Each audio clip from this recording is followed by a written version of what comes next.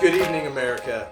It's Austin and Jonathan, and I've been getting this question. We've been getting this question. You've probably been getting this question if you're a realtor. Should we buy our house now, or should we wait until after November 3rd? That's a great question. We've been getting it a whole lot, and so we're going to be talking about 2020 election, buy now or wait. And Austin and I want to do a video about it and help answer that question. And obviously we want to do it from an objective standpoint. And so there's two key inputs we're going to talk about to answer this question. But first off, we want to talk about this from a personal level, from a subjective standpoint real quick, Austin. Yeah, I think it's pretty safe to say that 2020 might be the most emotional year in the history of the world. Woo! I've been crying every night. That's been Not quite. I've cried a lot in 2020, to be real. But from a subjective standpoint, if you're wondering whether or not you should buy, obviously people's jobs are up in the air in a lot of industries right now. And so, especially with the ballot box, there are different candidates, platforms. Maybe you feel like your job might be on the ballot box with one candidate or the other. And so if there's job uncertainty for you, in general, if you ever are in a position where there's job uncertainty, that's probably not a good time to buy a house. So if that's you, there's job uncertainty, our advice would be to sit and wait this one out. But if in general you don't have a job security situation, then we want to help you think through this objectively, because while emotions are emotions, we want to try to be as unemotional as possible when we're talking about your biggest asset for most people and your biggest liability. It's something that you usually don't want to make an emotional decision on. Yeah, exactly. You want to look at it very clean, very clear-minded. So. All right, so break it down for us. What are the two main things the folks out there should be thinking about in regard to this question? Yeah, anytime you're buying a house, these are the two things you need to be thinking about. The first one is home values. So you want to understand what's going on with home values, where a home value is going to go. And obviously they can stay the same and go up, or they can go down. So we're going to look at home values. And then the second thing you always want to be thinking about is if you're not buying cash, you're going to be getting a mortgage, you're going to be getting a loan, hopefully through us. And you got to figure out what are going on with interest rates. So a rate's going to stay up, go down, stay flat. I literally misspelled that. That is perfectly fine. So yeah. So those are the two questions: home values and interest rates. So let's talk about the inputs. What are the options that we have that are going to affect this? Yeah. So the biggest thing we need to think about and looking at this is the first option, our first outcome is President Trump wins a second term and is reelected as president. And obviously the second option is Vice President Biden wins and is our new president. And so those are the two outcomes, but there's a third option here, guys. What? So, mind blown.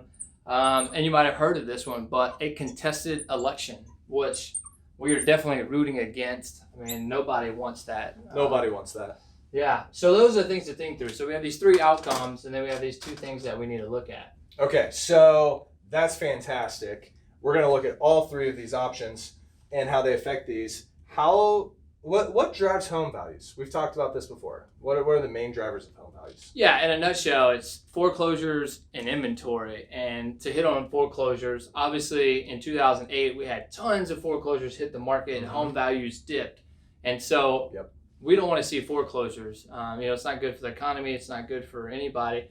But with the CARES Act and all the mortgage forbearance that's happened, the legislation that's been passed is that you can go into forbearance and not pay your mortgage, and you're protected from foreclosure.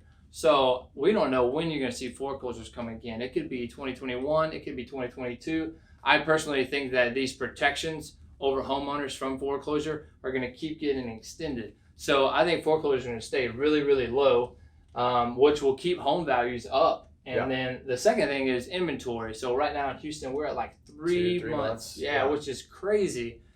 Very much a seller's market because of that. And when we're talking about home values, inventory needs to get up to 10, 11, 12 months before you start negatively impacting home values. And so I don't see inventory going anywhere to 10 or 12 months anytime soon. Yeah, literally we're 8 to 10 months away from that being a reality if all hell breaks loose. Yeah, if nobody bought a house in Houston for 8 months, that's how long it would take to get the inventory from 3 to 12 months. Almost. Yeah. So that's a very, very low probability. Exactly. both fronts. You're just not gonna see it. So when we look at President Trump winning or Vice President Biden winning, I think you're going to see protections against foreclosure, and I don't think inventory is going to really move much. And so I think home values are going to continue going to go up. Yeah, I don't know how much. Data's showing. Yeah, but I think home values are still going up no matter what happens in this election. Yeah, and maybe the outcome might skew how much they continue to go up, right? Yeah, certainly. Depending on your opinion there, but our house ain't going to get cheaper, though. Our opinion is that house is not going to get cheaper on November 4th. Okay, let's talk about the big zinger for us, interest rate. Yeah, you take this one. You can knock this one out. So with interest rates, you might be curious, hey, what drives interest rates? And typically, it's market uncertainty. And so this is a gross oversimplification, but usually when there's uncertainty in the market, investors want to invest in something that's more certain, that's stable, something that's more secure. And so they move to mortgage-backed securities. And so as the market's doing poorly, interest rates will come down. And then when the market's doing really well, interest rates are going to rise because there's less need for those safe havens. And so those safe havens need to become more attractive, and that's how it goes. Like I said, slight oversimplification, but just look at 2020, right? So coronavirus hits, total uncertainty all around. How long is this thing going to be around?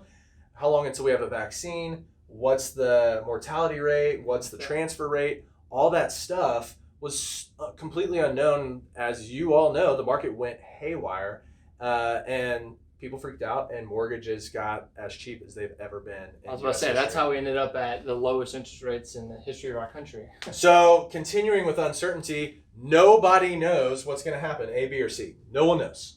But on November 4th, it's going to be one of these three options. We will know if Trump's the president, if Biden's going to be the president, or if it's contested. There will be certainty after November 3rd. Exactly. So like Austin said, certainty means interest rates typically rise. Anytime there's uncertainty, interest rates tend to come down. And so we're going to have certainty with who is in the White House, and then we're going to have more certainty around this virus as research keeps coming out, vaccines are coming out, all the therapeutics are coming out. So there's a lot more certainty around COVID.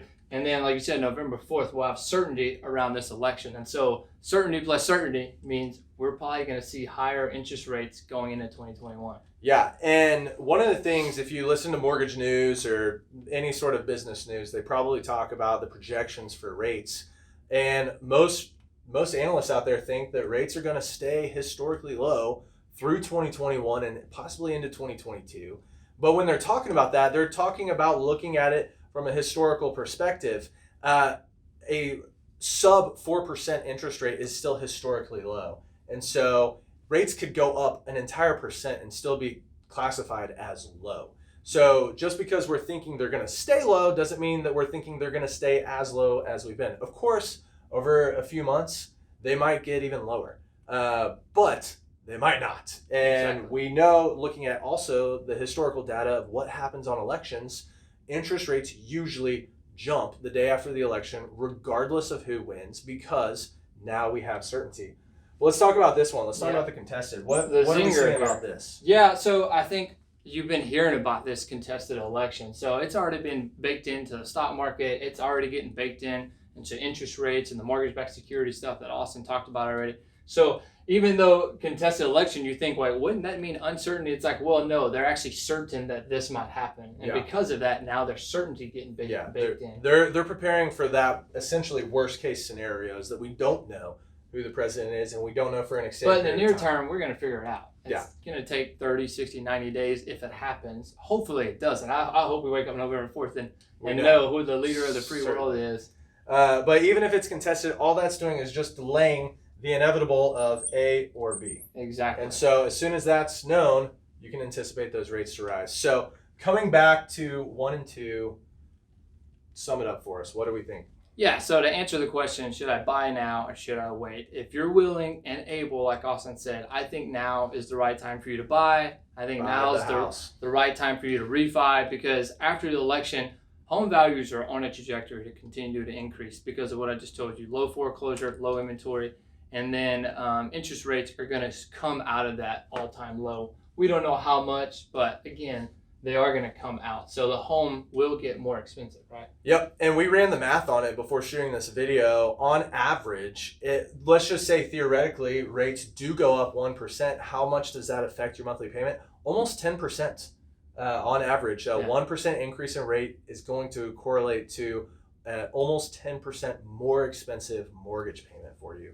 And in case you're wondering, the house value has to move a lot in order for it to have a 10% impact on your monthly payment. So there's not a whole lot to gain by waiting. I think there's a lot to lose. And so realtors, we know y'all are going to love this video because we're on your side in this one. We think that waiting is, for most people, it's not a good favorable. idea. Yeah, it's not favorable. Buying now is going to put you in a more favorable situation. So pull the trigger. Get those homes under contract.